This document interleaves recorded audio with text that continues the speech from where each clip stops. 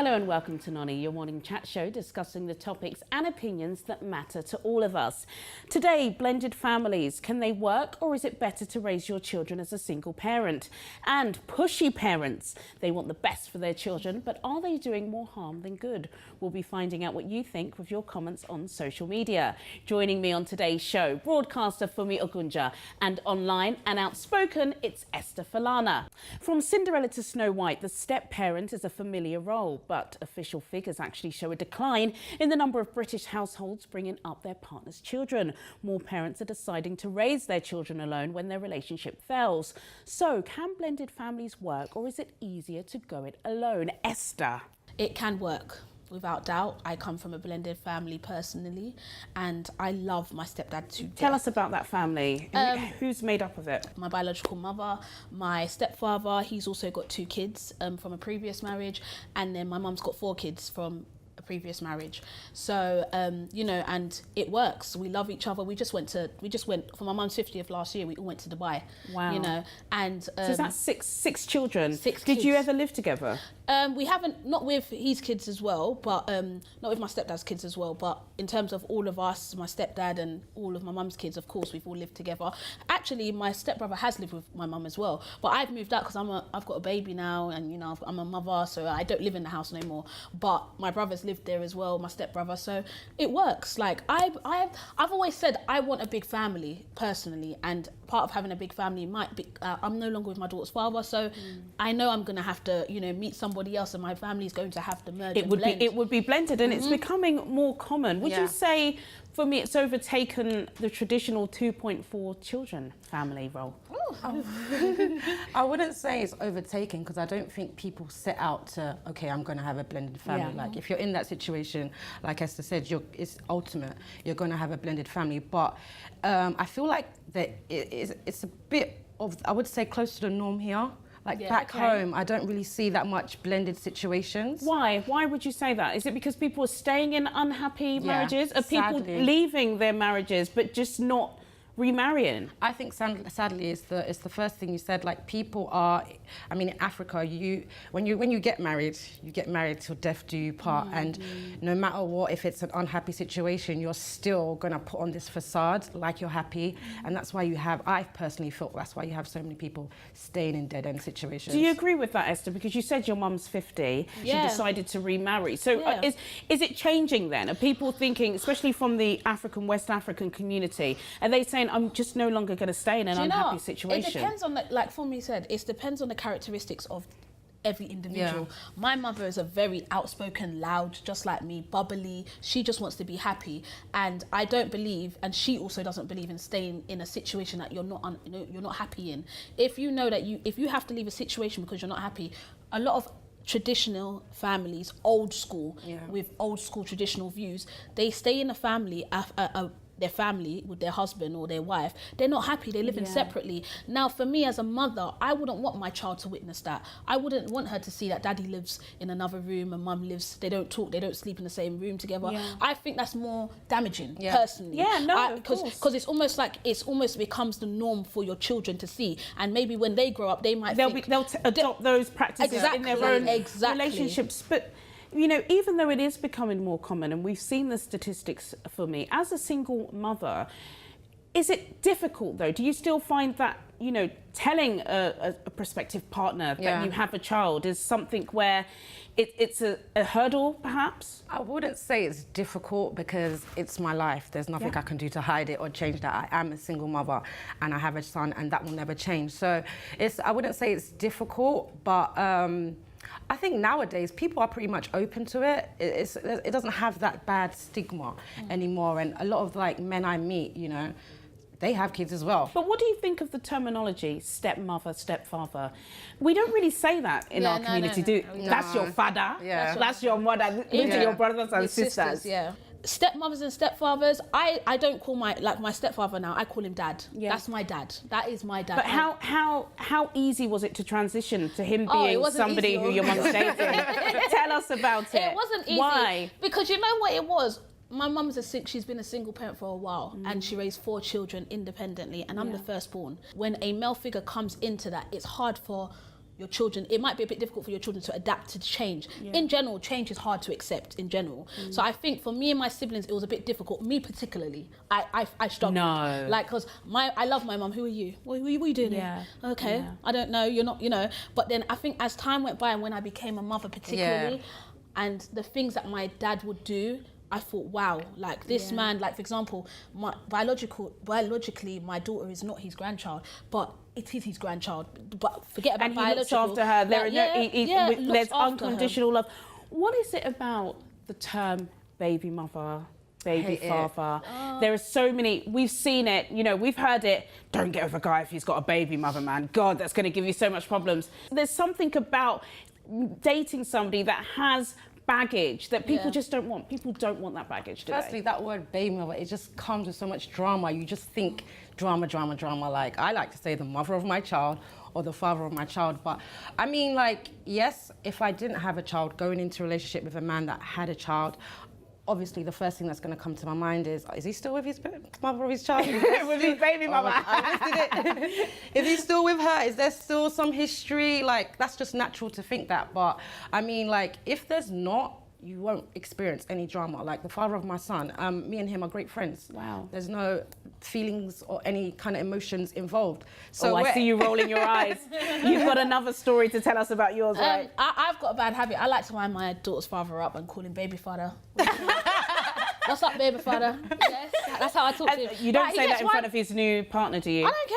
Baby father, what are you saying? Like, I'm a troublemaker, innit? See, like, I just like you're to a troublemaker, and I suppose that can be the problem with blended. Let's continue this later. Coming up, we will continue with this discussion about blended families and pushy parents. Is it right to thrust your child forward in life, or is it just too much pressure? More after the break.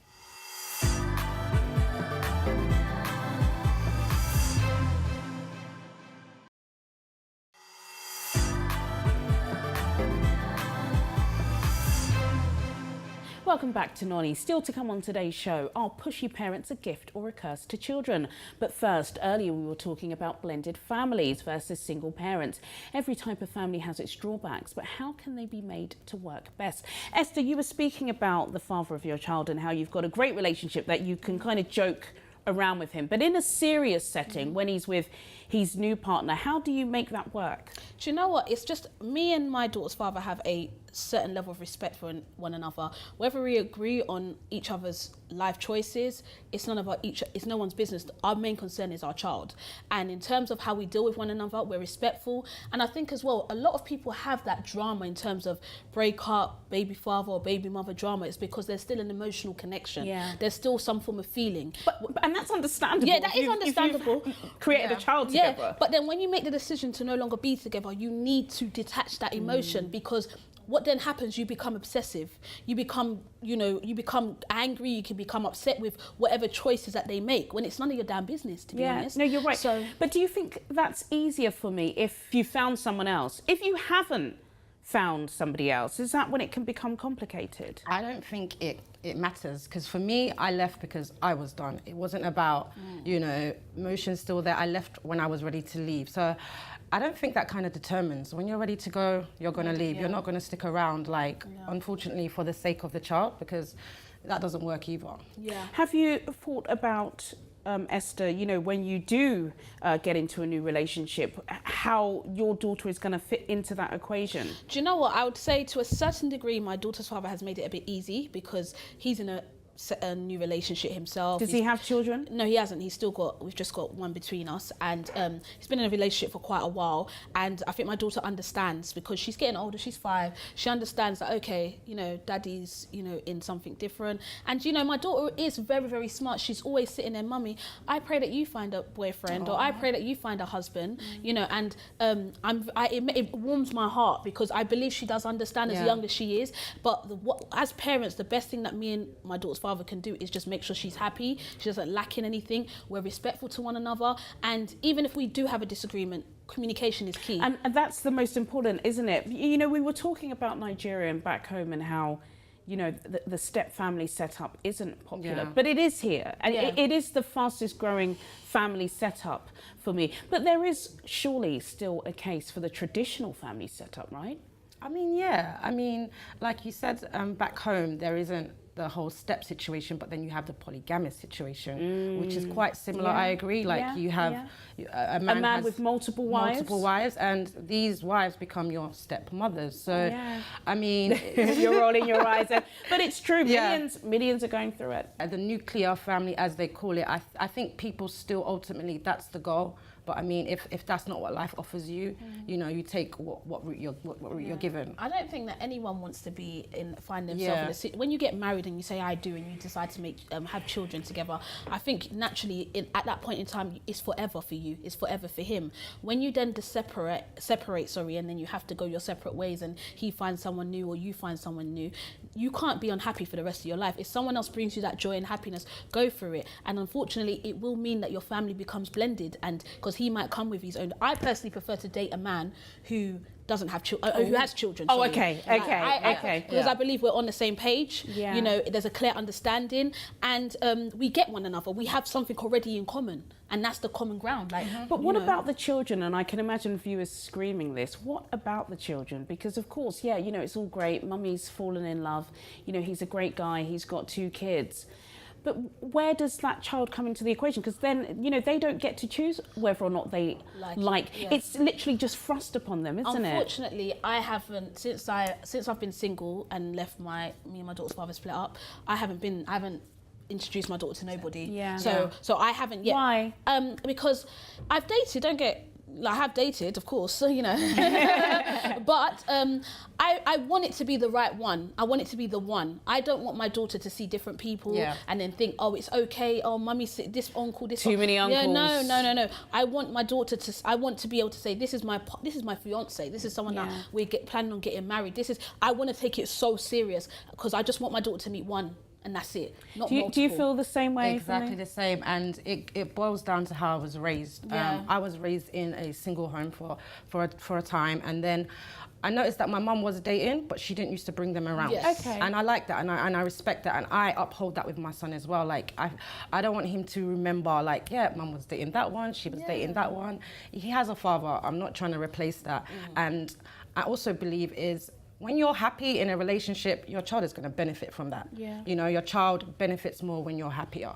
So. And even someone said to me once, a man, I really have so much respect for this man. He said, the reason I take my time with dating women who have children is because if I upset you or I hurt you, those emotions will naturally be transferred onto your child. Yeah. Do you know what I mean? Because if you have a bad day, you know, naturally you take it out on those who are around you. So that's why I really take my time when I'm dating. If I know it's not going to go That's a mature guy. You've got to invite him on the show. I do. Because the thing is, because, you know, and that's a really interesting point, and it's great that a guy would say that, but it's more difficult for a mum, isn't it? It's more difficult for women when they've got children, isn't it? It is hard. Because a lot of guys, we know them all, and I'm sure our viewers do, you know, they hide their kids. And it's easy for some guys to hide their kid if they're not the full-time parent. Yeah, it is. And that's what I said earlier. I said the exact same thing. I had a discussion with a bunch of boys, and they said that they weren't sure if they don't think it's necessary for them to say that they're fathers when they're dating. Wow. You know, and for me, I just thought, why? You know, you can see a guy walk by, he's got 15 kids, you never know. For a woman, it shows here. Do you know what I mean? It shows, we just can't hide our children. But it's a really interesting conversation. I suppose, you know, blended family, traditional family, as long as you're looking after your kids and you're, you know, showing them the love and the support they need, that's the most important thing. Exactly. Children first. Yep.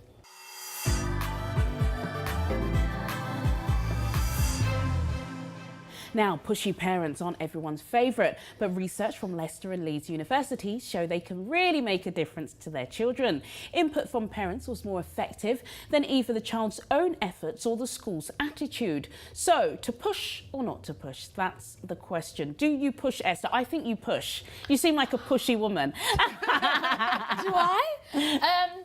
Do I push? Do you know what? I'm in between. I'm not really a pushy parent, but if I believe in you and I believe that you should do something, because I believe I can see the ability in you to do it, I will try and push you my hardest, the best way I can. The reason I'm not too 50-50 is because my mother wasn't pushy. The only thing I will be pushy on, and I stand by it, is education. Yeah. Education is very important. It's very key. Knowledge is power. And so if my daughter was to turn around and say, Mum, I don't want to go to school, you're going to school. Yeah, of course. But that goes without saying, you know, I'll push push you up or you're getting into the school exactly. gates. But for me, do you think some black parents could be accused of not pushing their kids? You know, I know so many black guys, you know, that were great playing football. You know, they had all of the natural ability to be great athletes, but no, you can't go to the after school club. No, I'm not going to give you the money to buy. And they missed out. It's what they're pushing you for. African parents are very pushy when it comes to academic subjects like science, to become a doctor, law. But when you're talking about performing arts, dance, football, sports, they won't push you in that area because, you know, they don't... And that's where it can be down. But I suppose this day and age, and I've got to say, you know, we always end up going back to social media, but this is the time for it, isn't it? Because I've seen so many of my friends, you know, their kids are cute. Okay, she's cute, but does she need her own Instagram page? No. Do you have to be begging for clothes from websites? But they're doing it, and it's getting popular. I personally don't agree with it. When I became a public figure on social media, I used to have loads of pictures of me and my daughter on my social media. But the exposure sometimes is not good. Yeah. And plus, you're it's almost like you're forcing something upon that child that she's not really ready for emotionally and mentally. Yeah, it's like living vicariously through your children. Exactly. So personally, I'm not for it. I do once in a while I might post a picture of me and my daughter. That's very maybe I've got 3 pictures of me and my daughter. Wow. But that's amongst a million. Exactly. But I tend to like to shield her because when she's of age and she makes the decision that I want to go have my own Instagram, then she can. But at 5 years old, what are you doing on Instagram? Do you know what? That's really interesting because it's my daughter's birthday today. Happy birthday, Abigail. But no, I did decide, I was like, God, do I put the picture up? Do I not? And I decided not to because I said, I don't want it to get caught up in the whole bubble that social media can. And then people start knowing about your personal life. It's a fine line, isn't it? But I just felt that she didn't deserve to be put out there by me. It's unfair because, like Esther said, they don't have the choice. Give your child the opportunity when they're mature enough to choose, I want to put myself out there. You're right, but you know what's quite funny? I remember my daughter, going back to her, we used to go to parties. She couldn't dance. And I know she's... I feel so bad for saying it. But it was true. She'd go up and I was like, oh my gosh, it was really awkward. And you know, Niger parties, all the kids are good, they're dancing, everything. So I said, you know what? I'm going to take her to some dance classes. And I did. And it was purely because I wanted her to get her rhythm. Do you think it's acceptable sometimes to push them if you know that they're going to improve on themselves? Yeah, any skill or performance skill that you have, I think you should, and you believe that your daughter might improve from it because for the fact that she wants to dance, it means that she has an interest in it. So of course, push her to... Now she's great. Exactly, definitely push her to it. In terms of like putting pictures up on her birthday, I think that's special occasions. There's different. Once in a blue moon, it's okay. But I believe whatever you... Like my daughter's into gymnastics. She loves to do cartwheels. She loves to do all of that stuff. She handstands. Now, for that, I can see she has an interest in it. And for me now, as her mother, I will push her to, you know, go for it. Do you know what? But what if they're not good at it? And we've all seen it on those reality shows where it's like, oh my gosh, and they're like, yeah, it was my mum, you know, my mum forced, and you're like, that's actually cruel because it's not that we're being rude. You can't sing or you cannot dance. Why are people pushing you into something where you have no natural ability? That's not even being pushy, it's being overbearing. And some parents are guilty of that. I mean, like Esther said, like her daughter is interested in gymnastics. Like if a child does not show interest, do not force them. It's not going to have a great effect. And even to the point where one thing I think reason I'm in between is because my mum, I did performing arts in secondary school. I did performing arts in college. I went on to university and studied it as well. And my mum's always supportive. If I said I wanted to be a rapper tomorrow, my mum would be like, okay, but do you know what I mean? But she'll still support you. So I believe you always have to support your children in terms of what their interests are, regardless. Right. And I think sometimes as well, especially with these discussions, we have to be very careful because I think if you, for me anyway, if I picture a pushy mum, I'm thinking of the American soccer mum, you know, she's got, dance mum, she's literally got the schedule from 4 o'clock to 10 p.m. covered. But in the black community, you know, a lot of the mothers, you know, you're working 2 jobs, you're working nights, you haven't got the time to see if your child is good at anything. So in a way, those children need to be pushed, surely. Yeah, they do. My brother's got an interest in football, for example. My mum works, my dad works, I work, but regardless, there's nothing in conversations like what are you doing, how's football. Sometimes it's just little things like communication, and he says, oh, we've got a football match, it's going to cost £150 to go away for the camp weekend for football. We support it regardless, do you know what I mean? So sometimes, I know we're guilty of overworking and not always having time, but when it comes to your kids, you have to make time. You have to make time. And it's not just, do you have homework? It's, you know, looking at your kids, you know, we've discussed on this programme before about, you know, traditional parenting where you can be so strict. Your child is even scared to show who they really are in the house because they dare kind of act out or make a joke because, you know, they're just going to get hollered at. Even pushing a child to do what they don't want to do, like being a lawyer, being a doctor. You know, a lot of my friends growing up had parents like that were very pushy. Story of my life. And when they got to university, you know, university is when a child will rebel. You know, if you push your child, you have to do this economics in secondary school. College, you're not yet, you haven't yet pushed them away completely because they're still in the household. But when they get to university and they've flapped their wings and they've left the household, 9 times out of 10, a child fails at that education that they were on, whether it be mathematics, whether it be, you know, being a lawyer, because it wasn't something that they really wanted to do, and they no longer have that parent pushing them because they're now independently by themselves. I think we all agree. Give them a gentle push. You know, not too hard, but just a gentle one. And find out what it is they like. And the beautiful question is, what is it that you want to do? Exactly. That's a beautiful question. My child, what do you want to do? What do you want to do? I think that's a really good way to wrap the show. That's it from me, Juliana Olayinka, and my lovely co-hosts, Funmi Ogunja and Esther Falana. Join me again for more Noni Chat. Goodbye.